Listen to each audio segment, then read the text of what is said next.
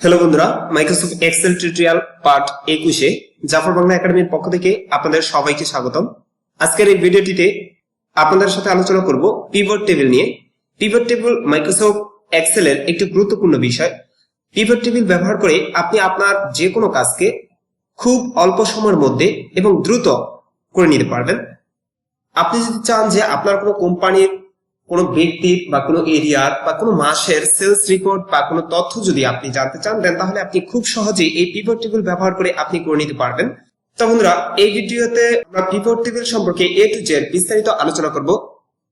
বন্ধুরা, আপনারা যদি এই ভিডিওটি না টেনে সম্পূর্ণ দেখেন তাহলে আপনারা পিভট টেবিলের A to Z সবকিছু জানতে পারবেন।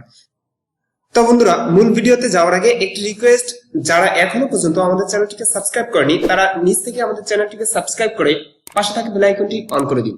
তো বন্ধুরা, কথা না বাড়িয়ে চলে যাচ্ছি মূল ভিডিওতে।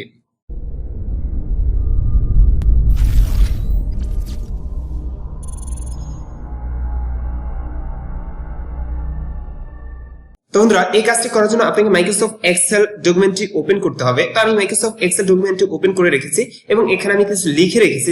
যেমন এখানে আমি লিখে রেখেছি serial number, manager name, products, area এবং জানুয়ারি, ফেব্রুয়ারি, মার্চ, এপ্রিল অর্থাৎ কোন মাসে কত টাকা সেলস হয়েছে সেই বিষয়টা আমি এখানে লিখে রেখেছি।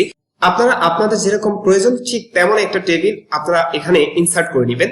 দেন তারপরে আপনাদের মূল যে বিষয়টা, অর্থাৎ আপনারা এই অবস্থায় আপনারা এখান থেকে চলে যাবেন, এখান থেকে ইনসার্টে যাওয়ার পর আপনারা প্রথমেই দেখতে পাবেন এখানে টেবিলস এর আন্ডারে এখানে পিভট টেবিল নামে যে অপশনটা রয়েছে, এখানে আপনারা মাউসের লেফট ক্লিক করবেন। এখানে মাউসের লেফট ক্লিক করার পর আপনারা এখানে দেখতে পাবেন আমাদের এখানে যে তথ্যগুলো রয়েছে সেই তথ্য এরিয়ার চারপাশে কিন্তু এখানে এটা মার্ক করে নিয়েছে।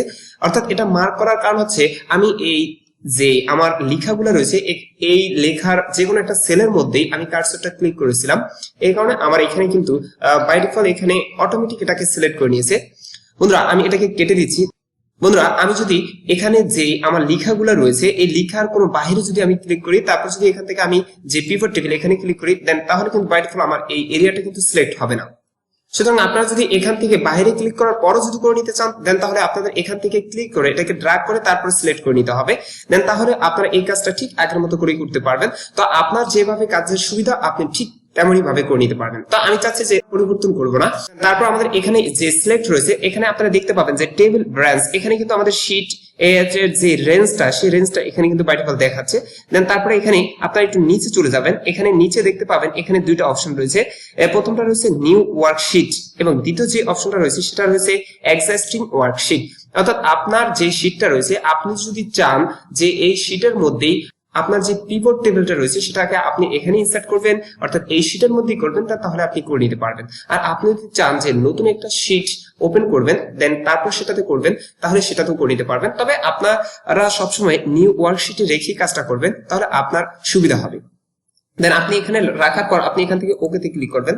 এখানে ওকেতে ক্লিক করলে আপনি দেখতে পাবেন এখানে যে পিভট টেবিলটা রয়েছে সেটার মেনু কিন্তু এখানে বাই ডিফল্ট ওপেন হয়ে যাবে। এখানে আপনারা দুই পাশে দুইটা দেখতে পাবেন, এখানে লেখা রয়েছে পিভট টেবিল 1 এবং 2 ফিল্ড এ report choose field from the pivot table field list. এবং আপনি যদি ডান পাশে লক্ষ্য করেন এখানে দেখতে পাবেন choose field to add to report. আপনারা দেখতে পাবেন যে আমাদের যে এক্সেল ফাইলের মধ্যে যে ইনফরমেশন গুলো ছিল হেডারে, অর্থাৎ আপনারা এখানে দেখতে পাবেন যে serial number, manager name, product, area, অর্থাৎ এই যে লেখাগুলো এটাই কিন্তু আমাদের এখানে যে নতুন শীটটা ওপেন হয়েছে এখানে কিন্তু বাই ডিফল্ট প্রত্যেকটাই এখানে চলে আসছে। তারপরে এখানে আপনারা যদি একটু নিচে লক্ষ্য করেন এখানে দেখতে পাবেন drug fields between area value. আপনারা এখানে চারটা অপশন দেখতে পাবেন, অর্থাৎ আপনি আপনার যে তথ্যগুলো রয়েছে সেই তথ্যগুলো আপনি কোথায় দেখতে চান। আপনি যদি চান যে এখানে রিপোর্ট ফিল্টারে রাখতে, দেন তাহলে আপনি রাখতে পারবেন। আপনি যদি কলাম লেভেলসে রাখতে চান তাতেও আপনি করতে পারবেন। তারপরে এখানে দেখেন তৃতীয় যে অপশনটা রয়েছে এখানে রয়েছে রো লেভেলস, তারপরে সর্বশেষ রয়েছে ভ্যালু। অর্থাৎ আপনি যদি এখানে ভ্যালু আকারে দেখতে চান তাহলে আপনি এখানে রেখে দিতে পারবেন। তো প্রথমেই আমরা চাচ্ছি আমাদের যে ম্যানেজার নেমটা রয়েছে আমরা চাচ্ছি এটাকে রো আকারে দেখতে। তো আমি এটাকে ক্লিক করলাম, ক্লিক করার পর এটাকে ড্র্যাগ করে আমি এখানে রো যেই আমাদের বক্সটা রয়েছে এখানে আমি ক্লিক করে এনে ছেড়ে দিব। দেন তাহলে আপনারা এখানে দেখতে পাবেন যে এখানে আমাদের যে নামগুলো ছিল অর্থাৎ ম্যানেজার নেম, সেই নেমগুলো কিন্তু এখানে বাই ডিফল্ট ইনসার্ট হয়ে যাবে। এবং এখানে আপনারা দেখতে পাচ্ছেন যে এখানে প্রত্যেকটা কিন্তু বাই ডিফল্ট ইনসার্ট হয়ে গেছে। দেন তারপর আমাদের এখানে যে লেখাটা রয়েছে প্রোডাক্টস, আমি চাচ্ছি যে আমাদের প্রোডাক্টটা, সেই প্রোডাক্টও আমি চাচ্ছি যে এখানে রোর মধ্যে রেখে দিতে। তো আমি এখান থেকে আবার এটাকে ড্র্যাগ করে এখানে এনে ছেড়ে দিয়েছি। এখন যদি আমি এখান থেকে ড্র্যাগ করে এনে ছেড়ে নাও দেই, আমি যদি এখানে ক্লিক করি বা এখান থেকে ক্লিকটা উঠিয়ে দিই, দেন তাহলে আপনি দেখতে পাবেন যে উঠে যাবে। আবার যদি এখানে ক্লিক করি তাহলে বাই ডিফল্ট আমার এখানে কিন্তু বাই ডিফল্ট চলে আসবে। তারপর আমাদের যে অপশনটা রয়েছে এখানে রয়েছে এরিয়া। এখন আমরা চাচ্ছি যে এরিয়াটাকে আমরা ফিল্টার করে রাখতে, যাতে আমরা খুব সহজে এটাকে খুঁজে বের করে নিতে পারি। তো আমি এটাকে এরিয়াটাকে সিলেক্ট করলাম, দেন তারপর আমি এখানে রিপোর্ট ফিল্টার এখানে এনে ছেড়ে দিলাম। তারপরে দেখেন আপনারা এখানে দেখতে পাবেন যে এরিয়া নামক যে অপশনটা রয়েছে এখানে কিন্তু ফিল্টার হয়ে গেছে। তারপর আমাদের এখানে রয়েছে প্রত্যেকটা মাস, আমরা চাচ্ছি যে প্রত্যেকটা মাস আমরা এটাকে ভ্যালু আকারে দেখতে। তো আমরা এখানে যদি ক্লিক করি তাহলে আপনি দেখতে পাবেন সাম অফ জানুয়ারি। তারপর আমি চাচ্ছি যে এখানে যে ফেব্রুয়ারিটাকে টিক করে দিব, তারপর মার্চ, এপ্রিল, মে, জুন, আমি চাচ্ছি যে প্রত্যেকটাকে আমি এখানে ভ্যালু আকারে রাখতে। দেন তাহলে আপনারা এখানে দেখতে পাবেন যে বাই ডিফল্ট প্রত্যেকটাই কিন্তু এখানে সেট হয়ে গেছে। এখন আপনারা যদি নিচের দিকে লক্ষ্য করেন এখানে দেখতে পাবেন যে গ্র্যান্ড টোটাল, এখানে প্রত্যেকটা মাসের কিন্তু গ্র্যান্ড টোটাল আপনারা এখানে দেখতে পাবেন। এবং সর্বশেষ এখানে আপনারা যে টোটালটা দেখতে পাচ্ছেন এটা হচ্ছে সাম অফ জুন, অর্থাৎ প্রত্যেকটার সাথে কিন্তু আমাদের এখানে সাম অফ লেখাটা চলে আসছে বাই ডিফল্ট। তারপর বন্ধুরা আপনারা যদি এখানে বাঁ দিকে লক্ষ্য করেন আপনারা এখানে দেখতে পাবেন যে রো লেভেলস, এখানে যে অপশনটি রয়েছে এখানে যে আমরা প্রোডাক্টস নেম এবং যে ম্যানেজার নেম এখানে দিয়েছি, এটা কিন্তু বাই ডিফল্ট দুটোটা পাশাপাশি রয়েছে, অর্থাৎ একটা নিচে আরেকটা। আমরা এরকম চাচ্ছি না, আমরা চাচ্ছি এখানে যে ভ্যালু গুলো রয়েছে সেই ভ্যালু আকারে এরকম থাকবে। তো এই কাজটা করার জন্য আপনি এখানে যে কোনো একটা সেলকে রাইট ক্লিক করে সিলেক্ট করবেন, দেন তারপর আপনি মাউসের রাইট ক্লিক করবেন। রাইট ক্লিক করার পর আপনি এখান থেকে চলে যাবেন যে ফিল্ড সেটিং রয়েছে এখানে চলে যাবেন, এখানে মাউসের লেফট ক্লিক করবেন। দেন তারপর আপনি এখানে দেখতে পাবেন যে আপনার এখানে একটা ডায়লগ বক্স ওপেন হয়ে যাবে। আপনি এখান থেকে এই কাজটা করার জন্য এখানে তিনটা অপশন দেখতে পাবেন, এখান থেকে আপনি নান করে দিবেন দ্বিতীয় যে অপশনটি রয়েছে।